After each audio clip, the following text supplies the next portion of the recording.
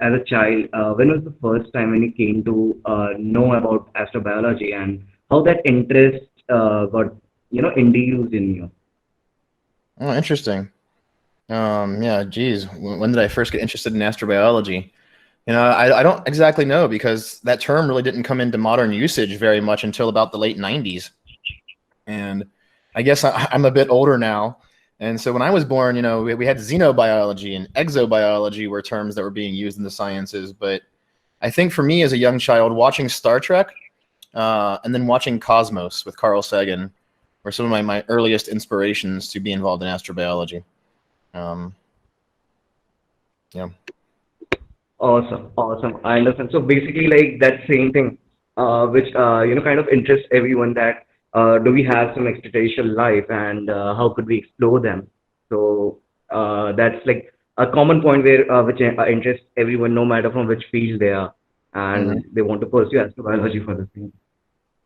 Yeah, I agree.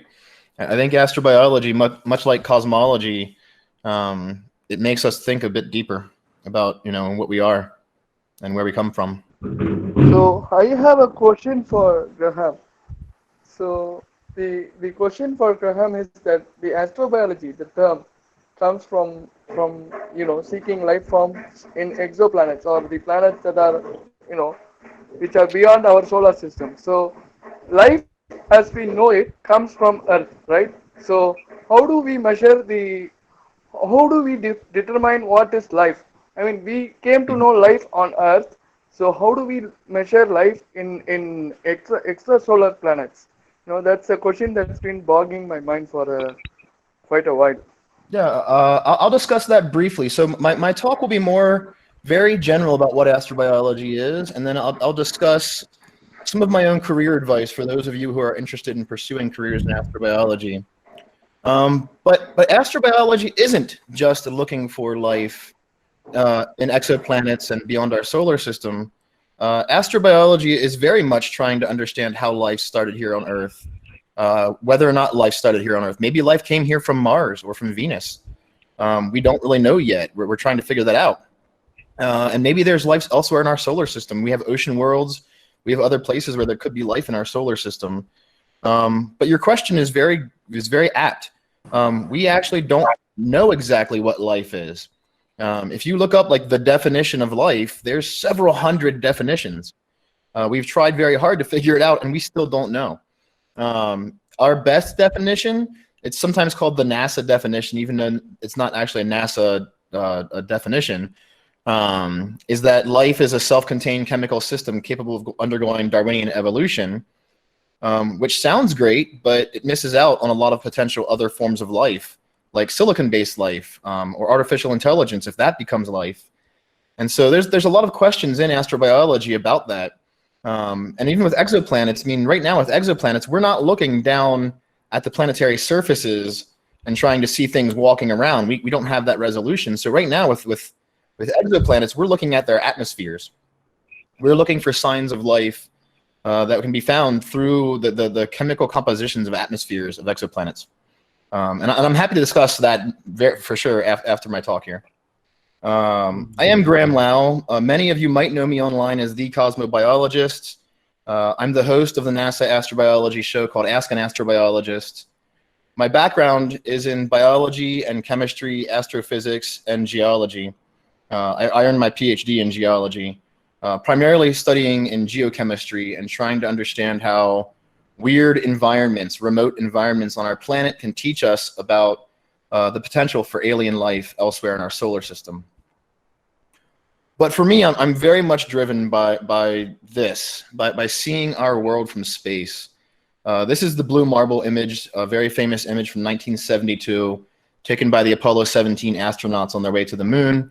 And this image, I mean, all of us here have been born into this age, a new age of discovery for humanity, where we've seen our world from space with our cameras as well as with our own eyes. And this changes a lot of what we think about ourselves and what we think about our place in the cosmos.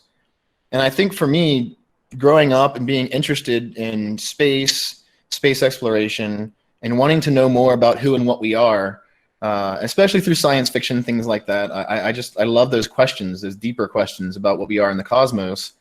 And so for me, I was naturally drawn to astrobiology.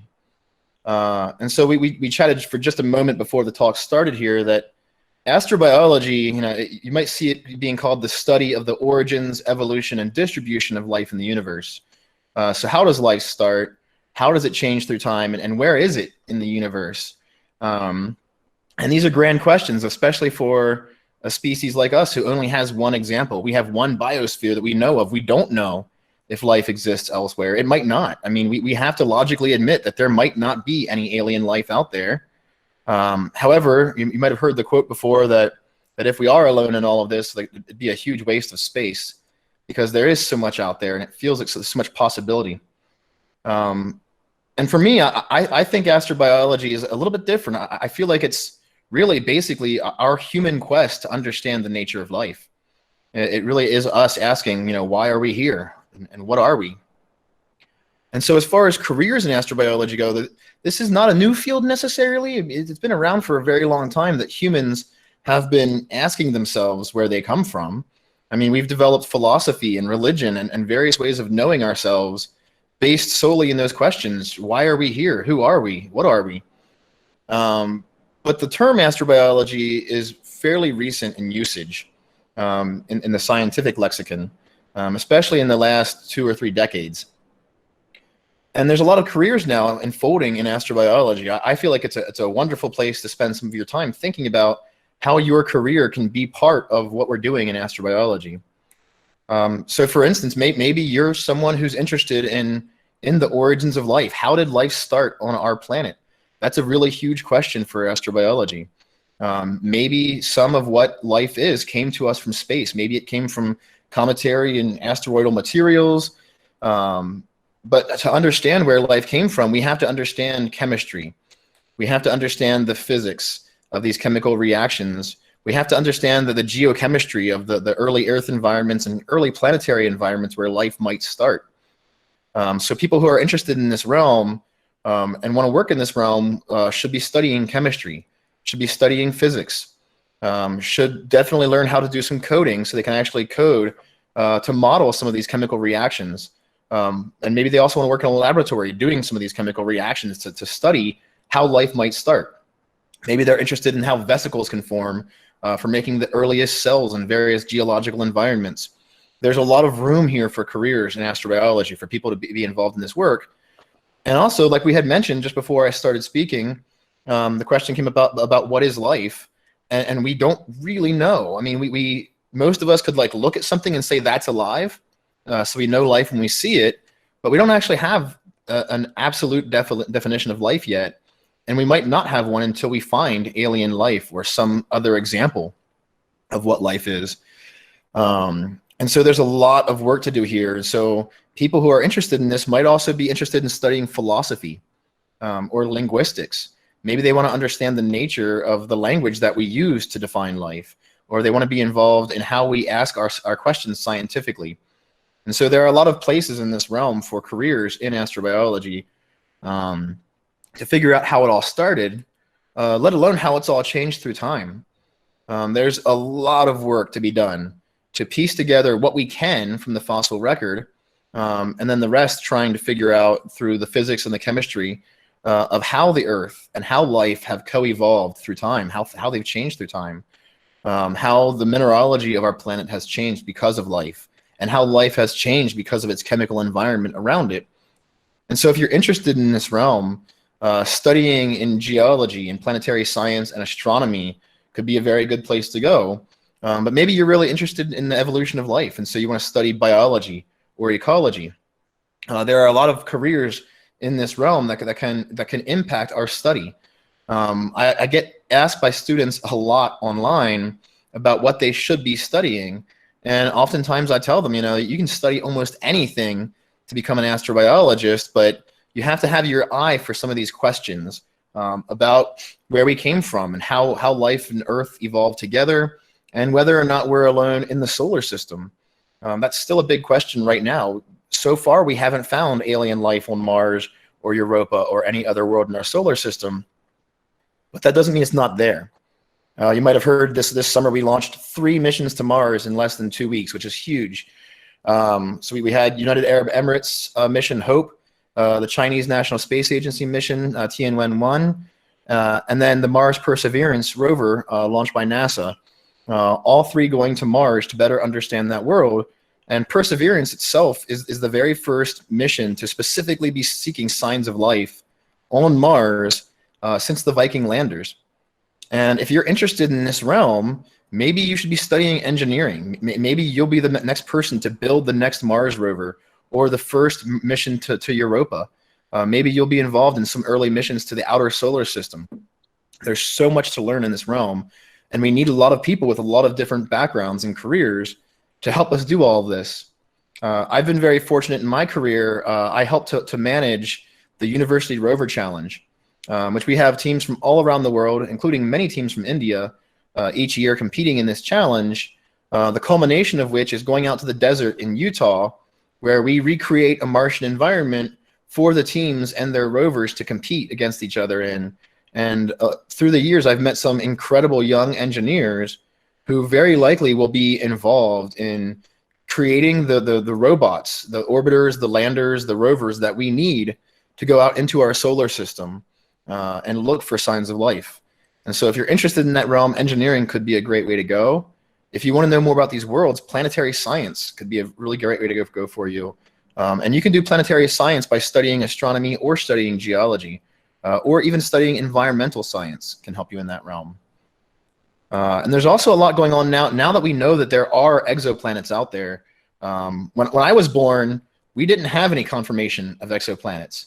A lot of people had talked through time about how there should be other worlds out there, but I was a child when we made our very first detections of worlds around other stars, and now we know of over 4,000 confirmed exoplanets, which is a huge amount. And I think that by itself is a really growing field now. We have a lot of upcoming next generation telescopes. A lot of astronomy is going to come up here in the next few decades, trying to better understand if we can find signs of life on these worlds around other stars. And so if you're interested in that realm, studying physics, studying coding, studying astronomy, could be a very great way to go.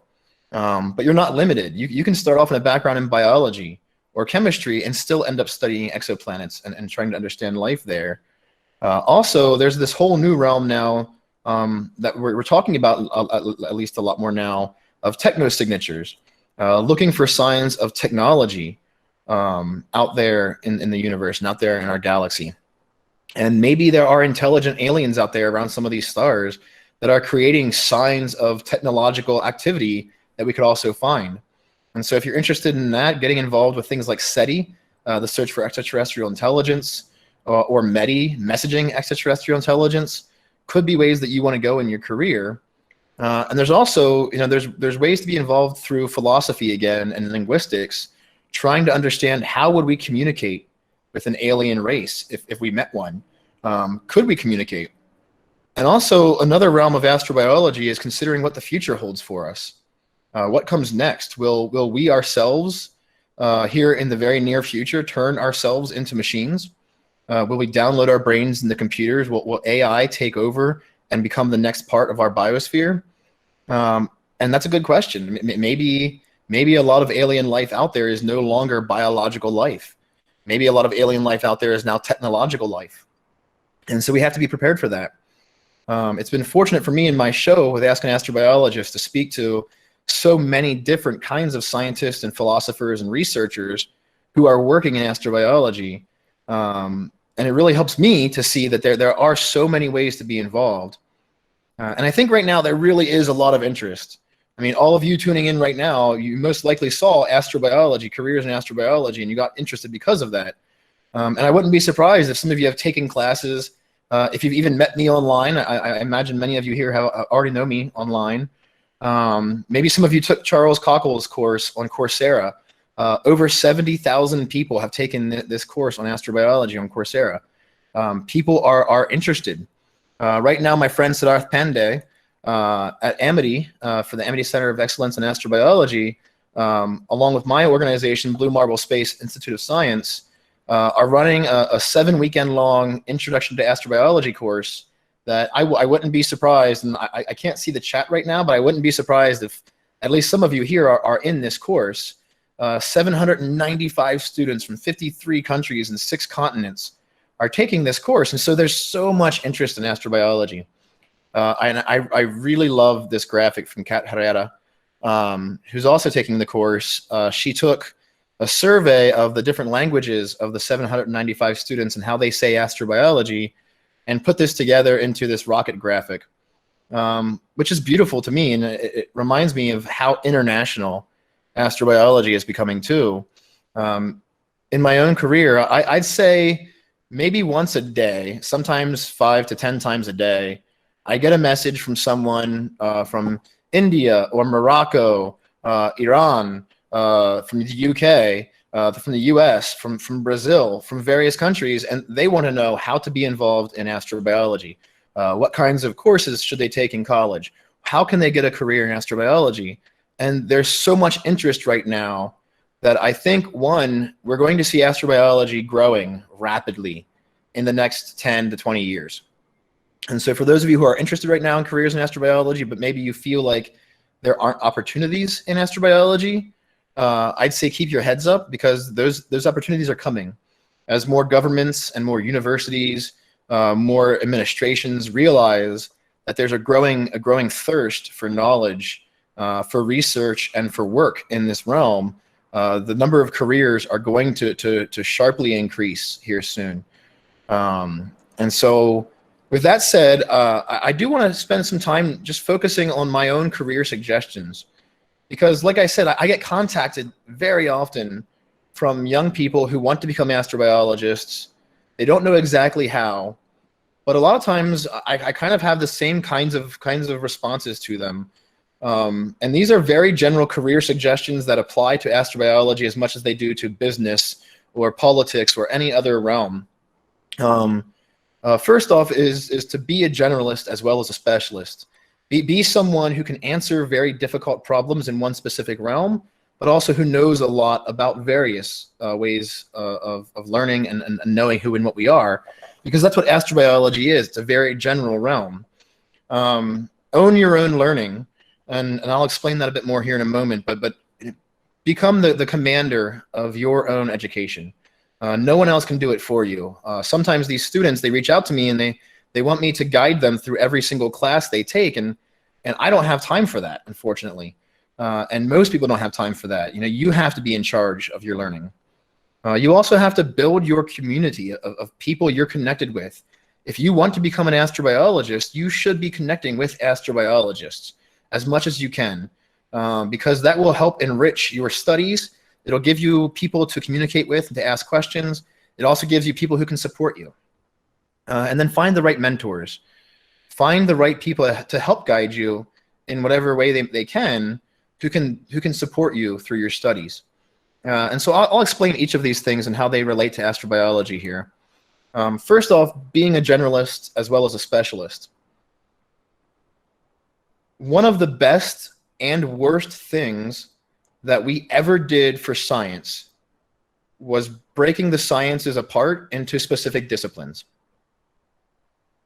By taking all of our knowledge, all of our science, and saying, well, this is physics, this is geology, this is chemistry, this is biology, it was very helpful at first, because it gave us the ability to have people who were just studying in physics or just studying in chemistry, and they were creating their own vernacular, their own jargon, their own language for speaking about chemistry or speaking about physics.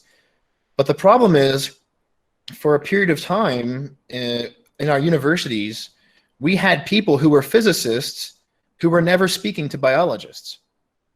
And so they were never comparing their knowledge. They were never considering how they could apply biological knowledge to engineering, or engineering knowledge to chemistry, or chemistry knowledge to geology. And that was limiting. And one thing that astrobiology is doing is it's breaking that. It's bringing all these disciplines back together and making everyone have the same language and discuss these things together.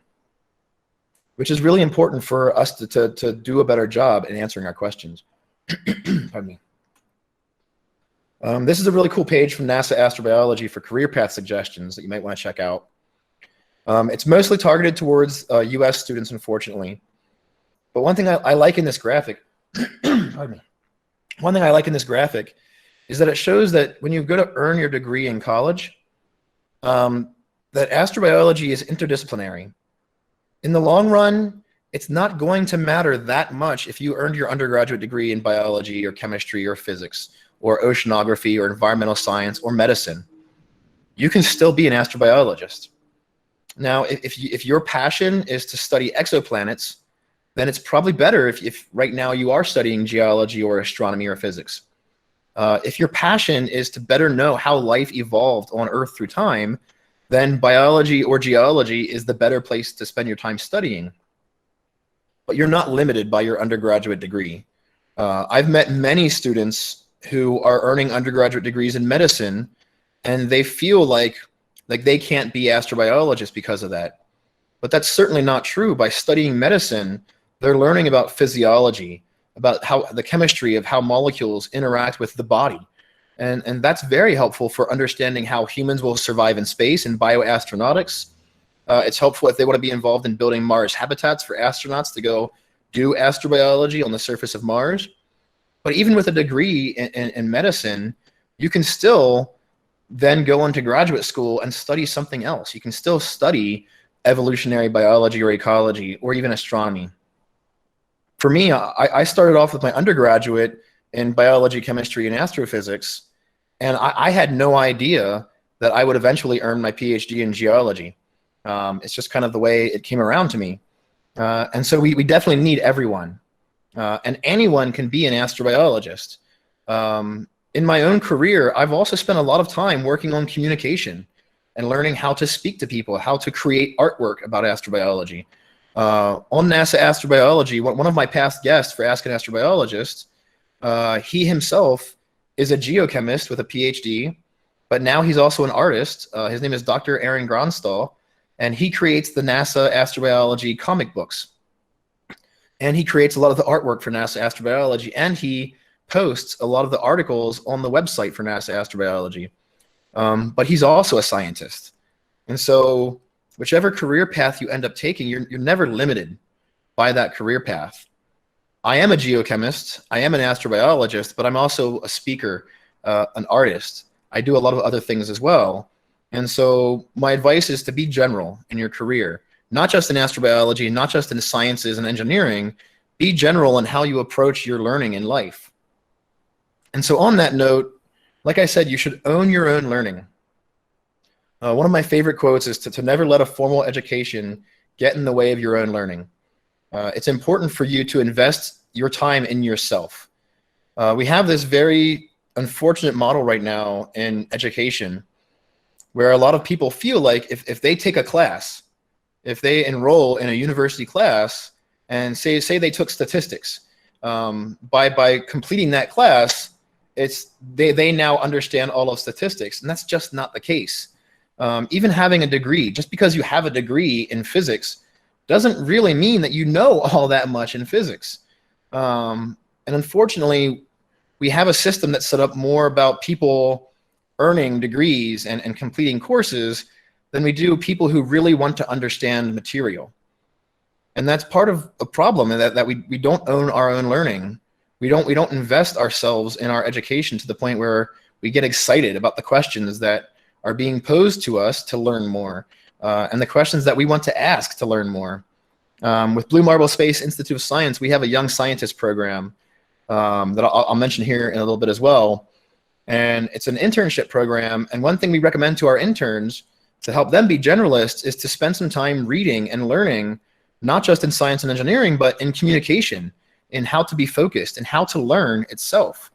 We have this list of book recommendations on our website at bmsis.org/YSP, where we recommend a few books to help our interns become more general and own their own learning.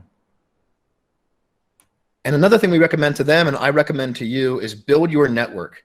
Build a community of people who you are invested in and who can invest in you. I imagine, again, some of you right now watching know me already from online. Chances are we've already talked to each other on Twitter or Instagram or LinkedIn or someplace. Maybe you're a member of one of these groups. Seganet.org is the website with which we run Ask an Astrobiologist. Maybe you're a member of a society like the Mars Society, the Planetary Society, groups of people who are investing their time and their resources into this vision of building up this, a better future for all of us in space. I mentioned the Amity Center for Excellence in Astrobiology that Siddharth Pandey runs. It's worth looking into a center like that and seeing if you can be involved with them, connect with them, follow them, subscribe to their newsletters. The UK Center for Astrobiology, even my organization, Blue Marble Space, you can sign up for our newsletter, and I send out every month in our newsletter news about what's going on in our company, but also links to opportunities for undergraduate students, for graduate students, ways to be involved. There are some graduate conferences. So I know most of you are most likely undergraduate students currently, but there are some conferences in astrobiology for graduate students that also accept posters from undergraduate students. And these, like the Astrobiology Graduate Conference called AbGradCon, or the Astrobiology Graduate Conference in Europe, AbGrad-E, are great places to start networking and be involved and get your name out there so people know who you are. And even Spaceonova. Having me on right now, I've looked back through some of the people they've had on. They've had my friend Sid has been on. My friend Bailey has been on. There's been a lot of people speaking here about really awesome careers in space science, ways to be involved and build your community, build your network. It's extremely important because if I have people reaching out to me and they want to apply for my internship, if I've heard their name before or I've seen them before or I know of them, I'm more likely to hire them. It helps me because I have an understanding of who they are. If I have a list of people I want to recommend and some of my colleagues say, oh yeah, I know this person, they've reached out to me, they've communicated their research to me, they've asked me really great questions. That makes it a lot easier to then recommend those people for jobs. And also keep your eye out for potential internships. I'm going to plug now our internship because I think it's the best one on the planet personally, but maybe I'm biased. Our Young Scientist program, our YSP at Blue Marble Space Institute of Science, is a summer internship that can be done online and remotely with as little as 5 hours each week. Some of the projects are funded, though unfortunately most of them aren't, but some of them do include a salary. And this program, we've developed it to not just give you a research experience, but to also give you experience in learning about science communication. How do you write and speak and share science? And also we have requirements in ethics and policy. So students can choose to either be involved in science policy. How do you argue for science to politicians and administrators? Or we also have a route you can learn more about the ethics, the philosophy of science. And so this summer alone, we've had a bunch of projects. We had over 90 interns this summer in our organization. I have 17 myself. We had projects like planetary nitrogen cycling. What can we better know about exoplanets and the cycling of nitrogen on those worlds? Can we understand the limits of life using evolutionary game theory? What is the interaction of iron-bearing minerals with RNA? And what does that mean for the RNA world hypothesis and early life on Earth? Two of my projects, one is an internship that we've worked on between myself and Dr. Andro Rios with the Center for Life Detection from NASA Ames. Our students there are working with us to research biosignatures and to help us better characterize the full range of signs of life that we could look for using our spacecraft. And then I have a special project of my own called Communicating Topics in Earth and Space Science. And this is one where the students working with me are specifically working on science journalism, speaking about science, using social media to share science, trying to learn more about how we communicate our science with other people. We had a project this summer for looking for technosignatures. Another project with a large number of interns was one looking at how radiation affects astronaut health. Every summer, our project list changes a little bit. Some of the projects stay the same, some change. But I highly recommend, if you're interested in getting involved on an internship, checking this out. You can learn more at bmsis.org/YSP. We'll announce the new projects for next year in February. And then usually the applications close sometime in mid-April. And even though I personally think this is the best program that you can do, there's also many others. There's organizations around the planet at various universities, from various nonprofit organizations that can give you a chance to get involved, to do research, to do communication, to be involved in policy. There are a lot of ways to start becoming a generalist while also building your community and building your network up. And so I highly recommend looking up one of these kinds of programs. Finally, I mentioned to find the right mentors. As I've said, I've had a lot of people reach out to me online, and they've asked me if I can be their guide, if I can be their mentor. And while I appreciate that, I honestly often don't have the time. I will offer advice as much as I can, but I don't have the time to mentor everyone. A mentor for you is going to be someone in your life who does have the time. They're going to be someone who can be there for you, who can be supportive. That might be in your family. It might be in academia at university. It might be someone that you meet online on social media space or on a website, in a forum. But there are people in your life who you're going to meet who are going to take a special vested interest in supporting you and help guiding you. And you have to find the right ones. I love this graphic from PhD Comics. So you have this old professor. He's like, I've decided I'm no longer interested in your research project. Unfortunately, you jumped in at the tail end of academic and funding interest on the topic. However, as much as it bores me, I will continue to pretend to care that you graduate. And the poor graduate student's like, continue to pretend? And the old professor's like, well, it's the least I can do. I mean, how terrible is that, right? And unfortunately, that happens all the time. This kind of thing happens all the time in academia. The person who's assigned to be your advisor in undergraduate, the person who's assigned to be your advisor in graduate school, they might not be the right mentor. And you might not have a choice about being involved with them. But that doesn't mean you can't go find other mentors who are the right ones. In my show, Ask an Astrobiologist, one thing that has come up so often with our guests is mentorship. So this show, Ask an Astrobiologist, if you haven't heard of it, is a show that we live stream once each month. It's run by SeganNet.org and NASA Astrobiology. And it's where I interact with other astrobiologists and ask them about their careers and their lives. And then we open it up for the audience to ask questions. And so if you have questions about careers in astrobiology, maybe one of our guests will have the right answers to help you forward. For instance, we actually had to postpone our episode from last week due to a hurricane here in the US. But our next episode, which hopefully will be next week or the week after, will be focused on Mars Perseverance and the astrobiology of Mars. And so we have 3 guests coming on who are all experts in the geochemistry of Mars, in planetary science, and what Perseverance is going to teach us. Doctors Francis Rivera Hernandez, Kenda Lynch, and my friend Svetlana Skolyar, they will be on the show to answer questions, not just about the science of looking for life on Mars, but also about astrobiology and careers.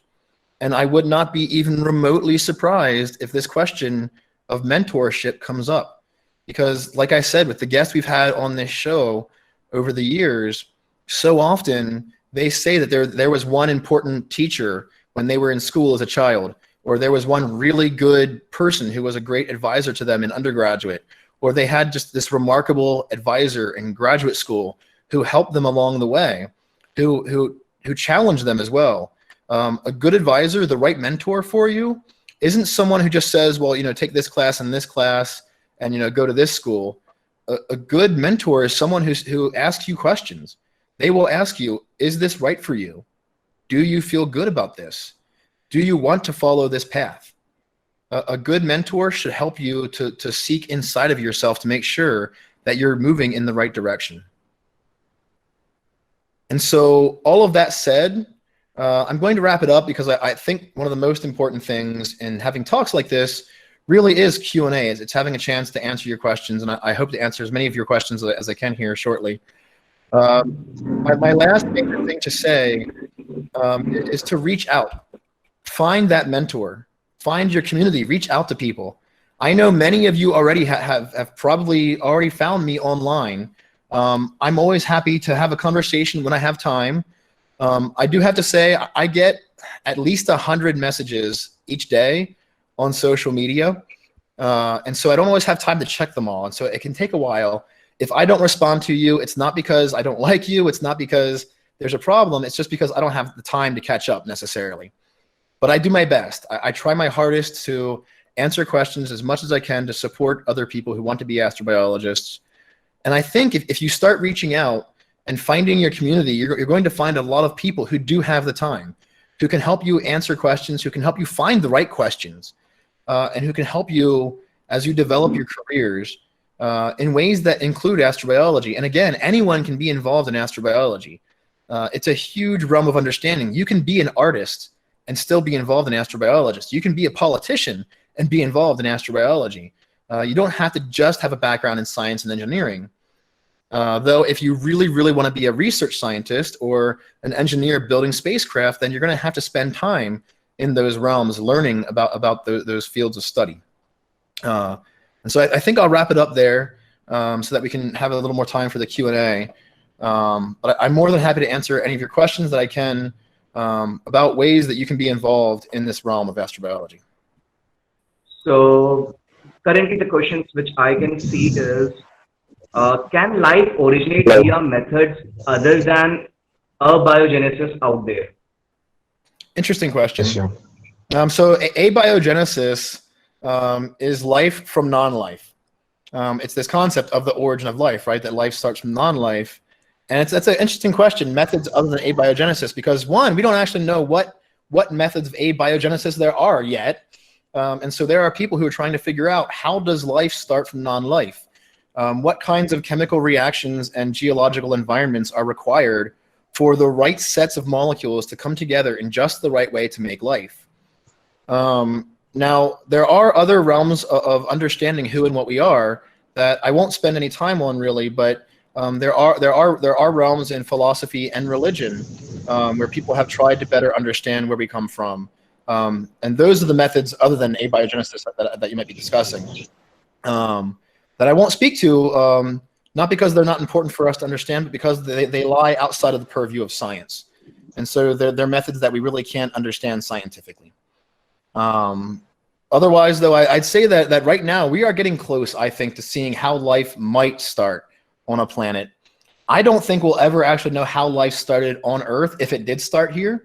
If panspermia did not happen, if life didn't come here from elsewhere, and life did start here, my personal hypothesis is the only way we'll ever know for sure is if there was like a really intelligent alien species out there watching us when this happened, and they can tell us what happened. Because otherwise, it most likely is no longer present in the fossil record for us to find. The next question which I'm getting is, how we can confirm that there are organic molecules present in space? Basically, like the detection method. Yeah, great question. So there are organic molecules in space, and we know this. There are organic molecules in meteorites and in asteroids and on comets. And there are a few ways to know this. So for meteorites, the answer is clear. This right here is a carbonaceous chondrite meteorite. We can take this meteorite into the laboratory, and we can study it using instrumentation, and we can see the organic molecules inside of this meteorite that we know came from space, inside of the meteorite itself, when it was an asteroid. And our space missions to go to places like Ceres and Vesta, to go land or to go fly by comets, have shown us the presence of organic materials. However, the question of finding organic materials in space, that requires spectroscopy. So how light interacts with matter. And spectroscopy has been a very cool science that's evolved through time. As early as Newton in studying optics, when Newton first used a prism to break white light into a rainbow on his wall, and he thought it reminded him of ghosts, this idea of specters. And so spectroscopy was born. This idea of breaking light apart into its various wavelengths, and then using how that light interacts with matter to learn more about it. And so we use spectroscopy. There are people who are using things like radio astronomy with things like the Green Bank telescope to look at dust clouds in space. And people have found a large amount of organic molecules. A friend of mine, who I first met through AbGradCon, was even involved in the very first paper of finding a chiral molecule, a molecule that has a left-handed version and a right-handed version in space using a radio telescope. And so there's a lot that we can do in this realm, and we know now that organic molecules do form naturally.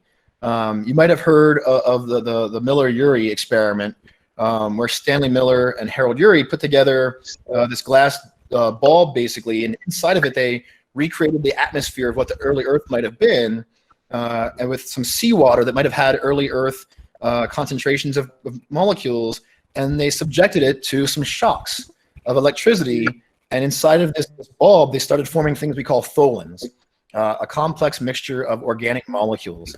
And so we know that organic molecules themselves can form from abiotic materials on Earth and in space, on comets, in asteroids. And so that's very common. The big question then is, how do we get from that to life? And that's a place we don't quite have the answer yet.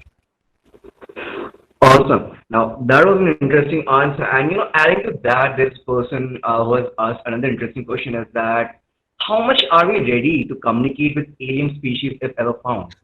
And how exactly we are going to do that? That is a wonderful question. And it's part of why I think we need people who study psychology, people who study linguistics. We need philosophers. We need sociologists. We need people to understand how language is developed. What is language in general? I love, someone just mentioned the movie Arrival. It's a great film, and the short story by Ted Chiang that it's based on is also wonderful. Another series of books that you might be interested in are Liu Cixin's books, one of which is The Dark Forest. Maybe we shouldn't be communicating with extraterrestrial life. This concept of the dark forest, maybe we're in a dark forest and there could be lions and tigers in the forest. And maybe we should not shout out loud where we are and alert the lions and the tigers to come eat us. Maybe we're endangering ourselves by sending messages to extraterrestrial intelligence. And so there are people who actively are arguing against METI, against messaging extraterrestrial intelligence, against sending out messages until we know more about what alien life might be like. Maybe alien life out there will want to come and destroy us, and we have to be cautious. And you also have that question of who speaks for Earth. I mean, right now, in this group alone, we're from around the planet in this group. Which of us speaks for Earth? Does one nation speak for Earth? Does the UN speak for Earth? And we just don't know yet. But then when it comes to the actual communication itself, you might have seen a lot, like famously in the movie Contact with Jodie Foster, also based on the novel by Carl Sagan of the same name. This consideration of using math. Is math the basic language with which we'll communicate? And a lot of us think that's quite possible. Maybe alien species will also have discovered mathematics in some way, that their mathematics and our mathematics, that we can at least somehow start to communicate. And I personally think it might be a mixture of math, chemistry, and physics, of showing that we have some knowledge of the physical structure of the universe, they have some knowledge of the physical structure of the universe, and we can use those knowledges to try to find some common ground, but we just don't know yet. Maybe alien beings speak in different ways than we can actually understand currently with our own minds. There's a lot of questions right now about what is consciousness. If you think the question of what is life is hard to answer, the question of what is consciousness is even harder. We really don't know where consciousness arises from. Is it a reductionist thing? Does consciousness just come from our brain cells working together? Or is consciousness something larger in the universe? And so there's so many questions about how we might communicate. And that's, again, part of why we do need so many people with so many backgrounds working together in astrobiology. Awesome. And, like, as you said, if suppose we have to communicate to a new alien life, and if they suddenly like comes in front of us, or if we meet them, there is a lot of thing which goes on, that whether we will start with a war and then come to a peace, or whether it will be directly, they might be more understandable in nature. So It's like that Star Trek thing. Like, we might have interplanetary laws and stuff. So that would be really interesting. Yeah. And uh, moving to that, there is another question which is being asked is that in case of cool star system, a planet might need to be nearer to the star to have habitable conditions, but it will mostly be tidally locked in that case. What is the probability of even microbial life in such planets? Great question. So for those who maybe don't understand the question, there are many different kinds of stars in the universe. And the rarer stars, the ones that we have less of, are the really giant, the big ones, the big red giants and blue giants, the supermassive stars. The stars that we have more of are stars like our own. We're a fairly average star, a G2 type star here in our solar system. And the stars that we have the most of in the universe are red dwarfs. So much smaller, much cooler stars that emit far less radiation for keeping, for instance, water present at the surface of a planet. And so there's been a lot of discussion if there are worlds that could be inhabited in the Goldilocks zone, which is the zone where liquid water can exist on the surface of a planet around a star. If there are planets around these red dwarfs, these M dwarfs as we call them, that could have liquid water at the surface, they'd also be very close to their stars. And then in those cases, two things happen. One, yes, they might be tidally locked, which means that basically the same face of the planet, the same face of the world, faces the larger body. And so for a planet, it means the same face of the planet is in lockstep with the star. So it's going around the star, and that same face is always facing that world. Our moon is very close to being tidally locked. So you almost always see the same part of the moon. There's a little bit of a wiggle, and so you see about 55% of the moon. But eventually it will lock in tidally. A lot of moons do eventually as they orbit. And this can happen to worlds too. And so a question becomes, what happens to life on such a world? Could that be possible? A lot of us have wondered, would we have a really weird kind of biosphere where the life exists in that edge of where the light and the dark meet because it provides some disequilibrium? A lot of people have looked into this, and we just don't know the answer yet. We need people in this realm studying planetary science, studying astronomy, helping us to better understand where this life might be, if it's even possible to actually start and to live there. And then also we have another issue though with these M dwarfs, these red dwarfs, is they actually, many of them emit very large solar flares, large amounts of radiation. And so we've also had a lot of people questioning whether or not life could even get started or survive in this environment where there's these large flares coming off of these stars on a fairly constant basis. And so there's a lot more work to be done, but it's still a very interesting place that a lot of people are looking into, whether or not there could be life around the most common stars in our universe. Mhm. Awesome. And of course, by knowing all such information, the first thing that most of our students currently is asking is, suppose if they want to study and they want to really go into hardcore astrobiology, then what good books would you suggest to them regarding astrobiology and planetary sciences to start with? Oh man, so many. I actually have an Amazon influencer page I can share after this of books that I recommend, both science for the general public as well as textbooks. So I mean, there are great textbooks out there. The Cosmic Perspective is one of my favorites. It's an introduction astronomy textbook that's very good. I have books all over my shelf here behind me. But if you're not yet studying astrobiology and you want to get more involved, the first things I would recommend are look for some of the books like Carl Sagan's Cosmos, The Pale Blue Dot, The Demon Haunted World. Those are good places to start. Neil deGrasse Tyson has several very good books in that realm. There's a lot of very good introductory books to get you interested in the science without going really technical. But once you are ready to go technical, there are a lot of great textbooks out there. I know that most universities don't have classes in astrobiology, and that's very unfortunate. But there are textbooks in astrobiology that are used by some ET Life classes at various universities. And actually, right now, we're writing one to be published next year called New Frontiers in Astrobiology.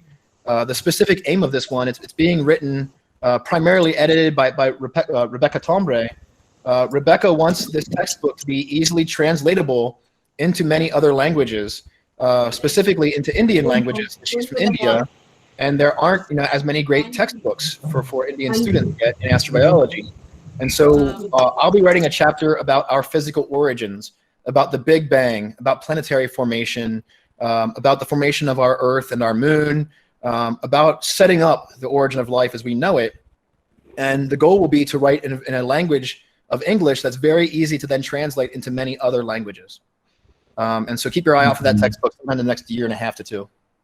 Mm-hmm.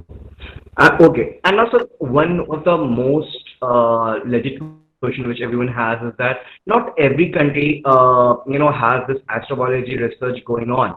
And most of the students who are interested in astrobiology, and if they are from that country, for example, one of our members, he said that he's from France and their astrobiology is not popular. So what can he do? Which country should he go to study about that abroad? And like, what career path would you suggest for that person? Yeah, absolutely. First off, hi, Logan, since I know him. And so yes and no. So there is astrobiology in France. There are people in France who are studying in the realm of astrobiology. And you don't have to have a course called astrobiology to be an astrobiologist. You don't have to have a degree in astrobiology to be an astrobiology. Most of us don't. My degrees are not in astrobiology. They're in geology and biology and these other realms. And there are people in France who are very involved in our research in astrobiology, people who are doing work in evolutionary biology, in planetary science, in astronomy, in chemistry. And France has the RED course. I can't recall the name right now from that acronym, but it's worth looking up online. And also, I would recommend, like I mentioned, our Young Scientist program. Look for programs like that. Currently, our program is aimed primarily at undergraduate students and recent graduates, and not as much for master's degree students and PhD students. But there are other programs out there that can be done online. And if you really, really want to be involved in research and you really feel like you don't have any opportunity at your university, where you live, and you just don't feel like you can actually be involved by traveling anywhere else, part of my largest advice is reach out to people. There are people who could use you to simply crunch some data, who might use your support in analyzing some data they have from a telescope or a mission, or maybe they have some laboratory experiments and they could use your help. There are lots of us who need help putting together background research for our reports, for our books. I personally, I love working with people who want to get more involved in how they can communicate their science and teach them how to do these things. And so, like I said in my talk, reach out. For Logan already, he's reached out to me, and I appreciate that. And there are many of us who can offer you some kind of project where you can be involved in this research, and that might by itself be enough to help you then get your foot in the door to then get into another program out of the university that actually has a more focus of astrobiology. Awesome. And so, like, there is one more thing which people there are some hypotheses that entitled, like they say that methane is in liquid form, right? And the life that which might evolve there, it might have some methane composition instead of like carbon or something like that. So, what's your take in that, and what do you think? How will they evolve? How will they look like? Yeah. So Titan is so cool. Titan is a very large moon around Saturn. It also has the thickest atmosphere in our solar system. If you take the altitude at which the International Space Station orbits around the Earth, about 400 kilometers, on Titan, at 400 kilometers, that would still be very much inside of the very thick, dense atmosphere. Its atmosphere is very dense. At the surface, the pressure is about 1.5 bar, or 1.5 times what we have here at the surface of the Earth. And yes, like you mentioned, Titan, so on Earth, we have a hydrological cycle. We have water in our oceans and our lakes and our rivers that water evaporates into the atmosphere. It condenses and makes clouds, and it rains and it snows back down, and then goes back into groundwater and back into the oceans. On Titan, there's a methanological cycle. So on Titan, there's ice, and there's even lakes of methane and ethane, these very simple hydrocarbons. Methane is a carbon with four hydrogens. Ethane has 2 carbons and surrounded by hydrogens. And in this environment, what's happening is the methane, the ethane are going up into the atmosphere of Titan. And then even though it's so far away from our sun, there is still enough energy from our sun, enough radiation, that it's interacting with the methane, it's interacting with the ethane in Titan's atmosphere. It's creating radicals. Radicals in chemistry are organic molecules that can easily react with other molecules. They're very reactive. These radicals are connecting and making larger organics. And so Titan's thick, hazy atmosphere is full of hundreds of organic molecules, all kinds of different organic molecules of carbon and nitrogen, hydrogen, blending together and even raining back down to the surface of Titan. And so Titan's atmosphere, its surface, has this thick gunk of organic material, this goo. It's basically the same thing as those tholins I mentioned earlier that the Miller-Urey experiment created. It's creating tholins on the surface of Titan. It's a very cool place for us to study some organic chemistry.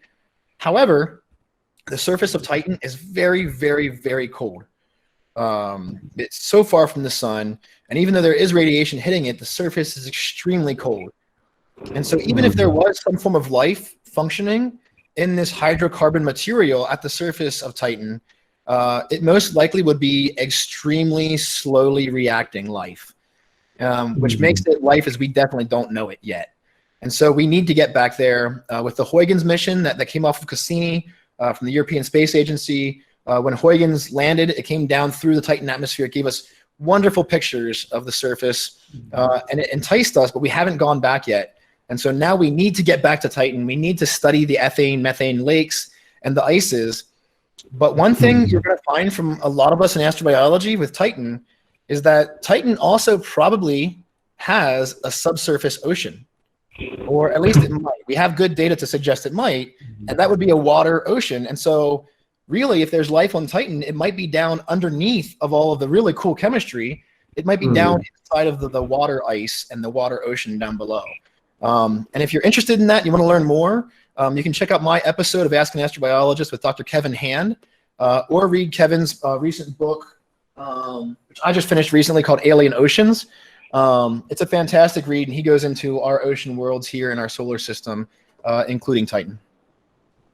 Awesome. That was really an amazing information. And one last question which I have for you is that we talk about different forms of life. Some are intelligent, some are not. And there are some intelligent life which can be human-like, and there are intelligent life which cannot be, which might not be human-like. So could you shed some light on this concept that is it necessary that an intelligent life looks like human? And if not, what sort of intelligent life will actually look like humans? Oh, that's a great question. Before I answer it, though, I want to address real quick in the chat. I just noticed that Anurup Mohanty is on. Anurup is a great example of someone who reaches out. Anurup reached out to me on social media quite some time ago.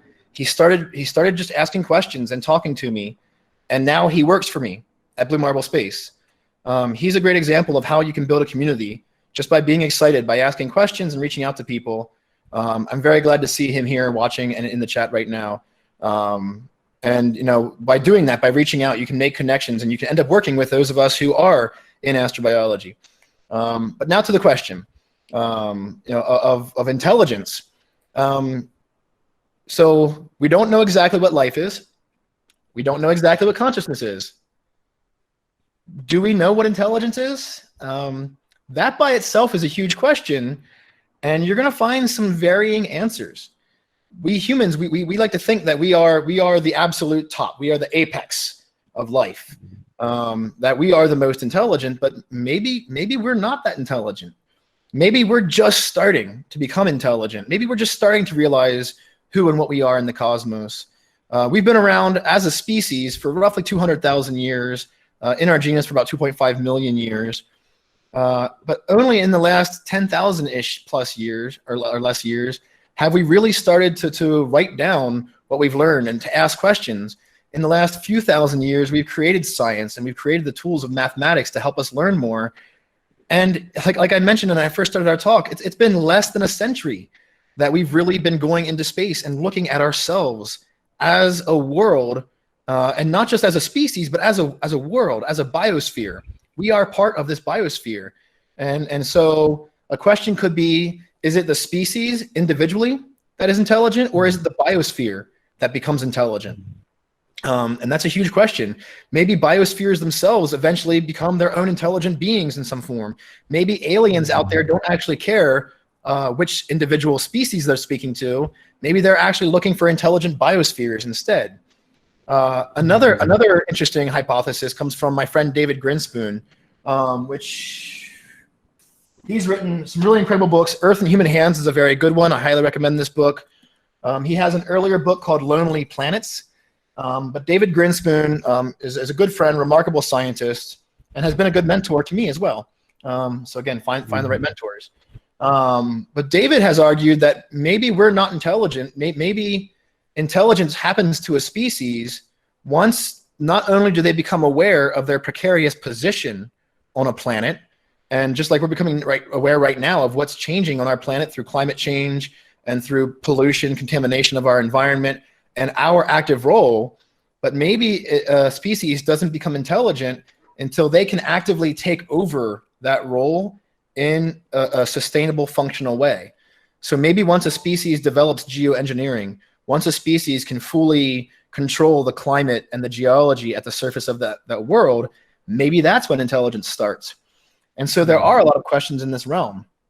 And one thing you'll see, so to go into science fiction for a moment, you'll notice like in Star Trek and a lot of our science fiction movies and television shows, the intelligent aliens look like humans. And there's a very good reason for that, because it's a television show or a movie, and it's about telling human stories.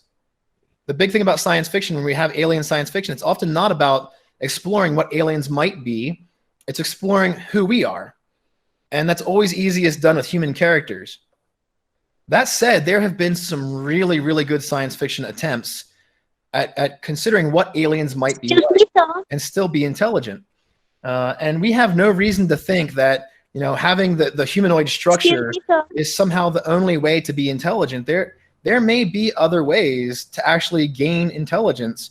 And so there's so much more for us to learn there. And if you're interested in that realm, then maybe you want to study neurobiology, neuroscience, learn more about the brain, how we learn, how we actually tell ourselves we're intelligent. There's a lot of things for us to understand in psychology and sociology about what intelligence is and how humans display intelligence and how other organisms display intelligence.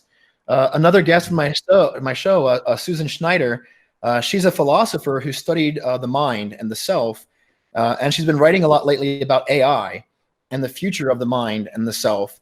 And she's thought a lot about, you know, this idea of intelligence and whether or not, you know, we are the best example of intelligence on our planet. Maybe we're not. So yes, there's so much to learn there. Awesome careers in that realm.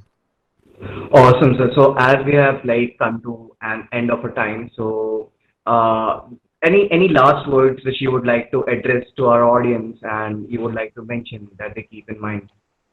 Absolutely. So thank you very much for watching.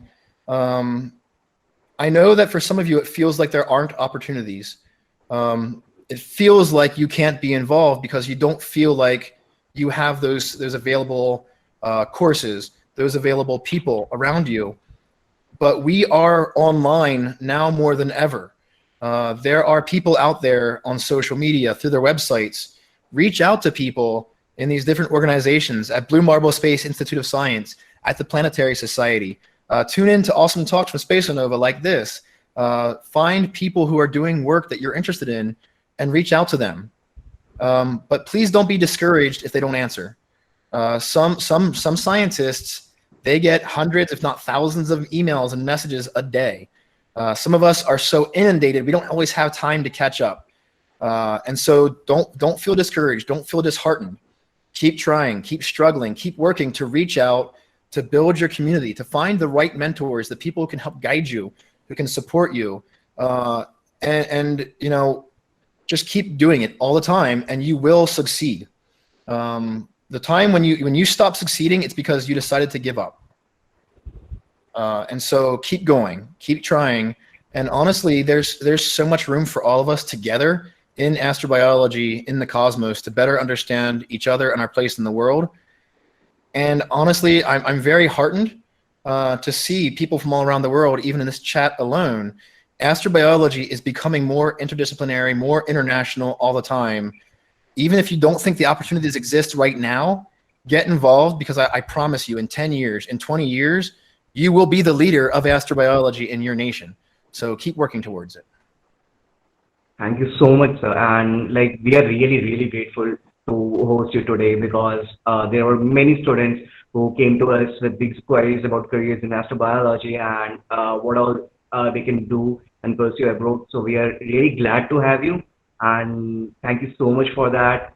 And we wish to, you know, see you again, maybe with some other concepts and in some other manner contributing and helping India to grow in the field of astrobiology. And like, really, thanks a lot. Thank you so much. Dr. And thank Graham, you, guys. one Bye, last sir. question before you leave. What do you think which kind of telescopes will be the frontier of astrobiology? I mean, many new telescopes are being launched in the foreseeable future, like the James Webb Space Telescope and so on. So, which one would you think would be most likely to find life, even microbial? Which one would you think is the most likely to find life elsewhere? Yeah, I'll answer that real quick before I sign off. So JWST, the James Webb Space Telescope, is fantastic. We're all looking forward to it. It's going to let us peer further back in time and deeper into the cosmos than we ever have before. It's going to allow us to do some of the science on exoplanet atmospheres we really want to do. That said, and as much as I love James Webb, and I really hope it finally launches sometime soon, there are other missions that I would recommend that you look up that are coming up. LUVOIR is a big one, LUVOIR. Look up LUVOIR. There's some really cool science coming up soon. There's a bunch of planned upcoming next generation telescopes that are going to do very cool work. And honestly, for me, like coming up through graduate school and through undergrad, I have friends who have spent the entire last decade of their lives and their research preparing for James Webb. And if you really want to get involved in the next in the next episode, the next generation of these telescopes, keep an eye on what's coming up, what we're building right now, and then think about what we're going to build next. Maybe you'll be one of the people who builds that next telescope. Maybe you'll be one of the people who designs the science mission that we have to build that next telescope. So think deeply, think forward about what your role can be. Awesome. Thank you so much, sir. Thank you so much for taking extra effort to answer one more question. I know there are many people who would be filled with other questions. So guys, for you, I just want to say you can still go to spaceonova.com/forum. I will send the link in the WhatsApp group where I have added you guys, and you all can come and post your questions there. And we from Spaceonova will do our best to answer as many questions as we can from our side and through our expert mentors and stuff. So thank you once again, sir. Thank you so much for giving us this opportunity to have you. And yeah, Thank you all. Bye. Bye, sir. Thank you so much.